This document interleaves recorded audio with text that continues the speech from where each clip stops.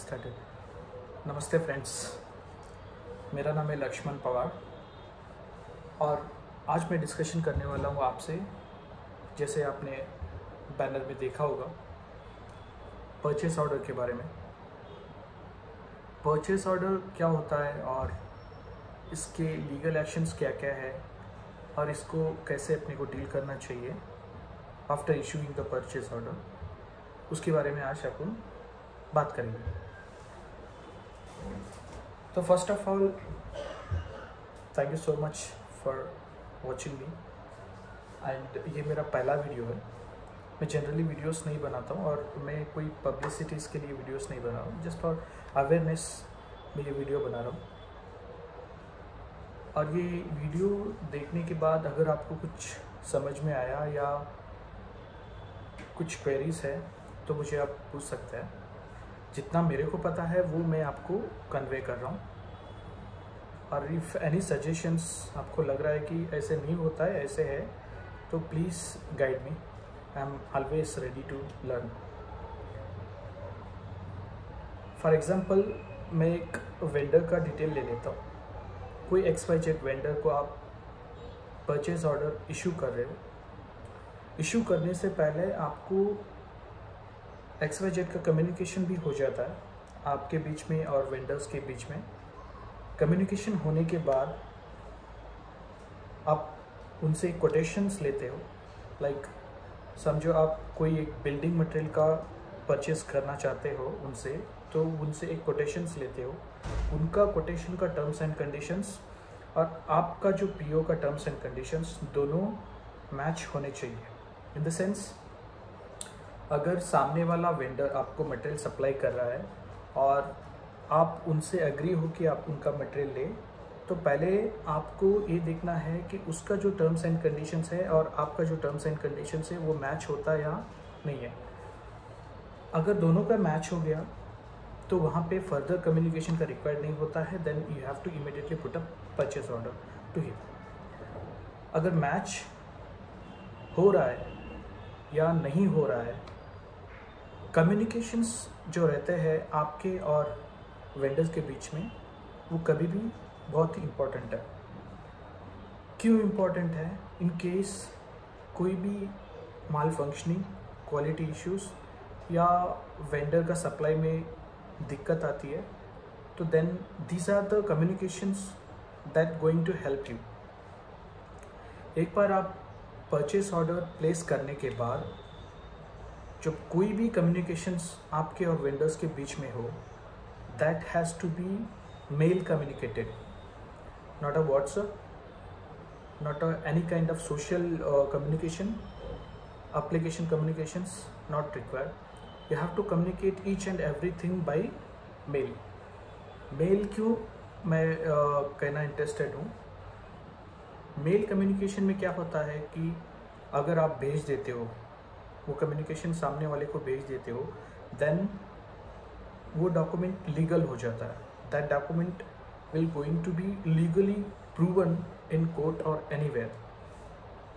In case that vendor is not agreeing कि ये ऐसा नहीं होता है, ऐसे ऐसे, आपकी तरफ से जो गलत लगता है, जो कुछ भी इश्यूज होता है, आप सामने वाले को मेल के थ्रू कम्युनिकेट कर दीजिए। अगर मेल के थ्रू कम्युनिकेटेड है तो आप कोई भी स्टेप उठा सकते हो अगेंस्ट दैट पार्टी।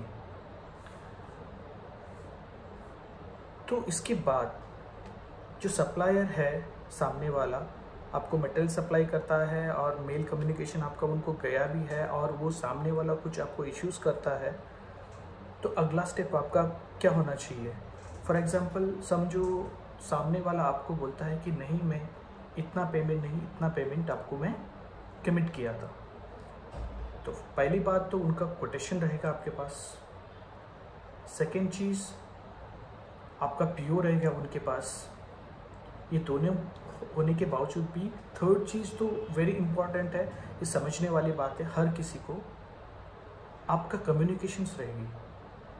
जो आप कम्युनिकेट करते हो सामने वाला वेंडर से, भले ही वो अवेयर हो या ना हो, लेकिन आपके पास तो पूरा रिटर्न रिकॉर्ड्स रहता है विथ लीगली कि उसको कैसे टैकल किया जाए।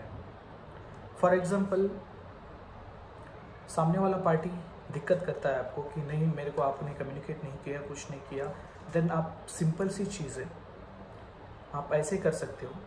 जब वो बोलते हैं कि चलो मैं लीगली जाता हूँ, आपको मैं ऐसे टैकल करता हूँ, वैसे टैकल करता हूँ, कुछ भी वो आपको दिक्कत क्रिएट करे, तो सिंपल सी चीज़ है, आप एक काम करो, वाइट पेपर ले लो, पेन एंड पेपर दोनों रेडी रखो और प्रॉपरली उसमें लिखो कौन से डेट को कम्युनिकेट किया, क्या किया, कैसे किया और कब उसको टैकल किया, उसका कब रिप्लाई आया, और आपका कम्युनिकेशन जो मेल और पीओ में है वो दोनों कम्युनिकेट आप right it down on the paper. अगर आप पेपर में लिख के पूरा स्टडी करो, फॉर एग्जांपल मैं यहाँ पे आपको एक दिखाता हूँ, जैसे मैंने केस स्टडी की है, एक XYZ वेंडर है, उसका मैंने पूरा day to date each and everything मैंने केस स्टडी करके यहाँ पे रफली लिख के रखा है। इन केस ये सब आपको पता है, you are sure that if he is doing anything wrong against you, then you have to be ready with all the evidences, जैसे आपको मैंने ये दिखाई। अगर आप एविडेंसेस के साथ रेडी हो और सामने वाला पार्टी आपको कुछ भी मेल कम्युनिकेट करता है या कोई लायर वगैरह से कम्युनिकेट करवाता है, तो then you have to ready with these things. अगर आपके पास समझो कि लॉयर नहीं है, then immediately you can hire a lawyer. अगर वो केस पुटअप करता है आपके ऊपर, आपके पीओ के अगेंस्ट के ऊपर, then with all the evidence, with all the hard copies of the evidence, mail communication जो भी आप उनसे किए रहेंगे, तो that mail communication hard copies and all this documents with case studies, you have to be ready. और जब उनका मेल आता है या वो कोई कम्युनिकेट करते हैं आपको, देन को with the hard copies with your lawyers. बस यही है। मैं इम्पोर्टेंस पीओ का इसीलिए समझा रहा हूँ आपको कि पीओ का इम्पोर्टेंस कभी भी पड़ सकता है। पीओ रेस होने के बाद में आप सभी कम्युनिकेशन ओनली लीगली होना चाहिए। PO is a purchase order, it's not a normal thing कि वो just a piece of paper है, it's a purchase order. Purchase order in the sense, purchase order एक बार जनरेट होने के बाद you cannot cancel it without any reason.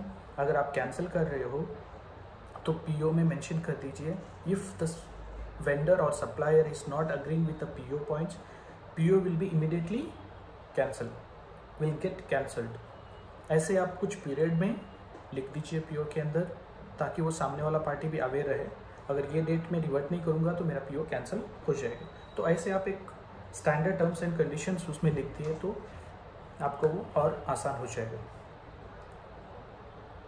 बस यही है। तो आई थिंक अगर ये वीडियो आपको हेल्प हुआ हो और लगता है कि मेरे को कुछ इम्प्रूवमेंट करना है बताने में, तो please let me know in comments. और अगर आपको अच्छी लगी है वीडियो तो प्लीज़ लाइक। Thank you.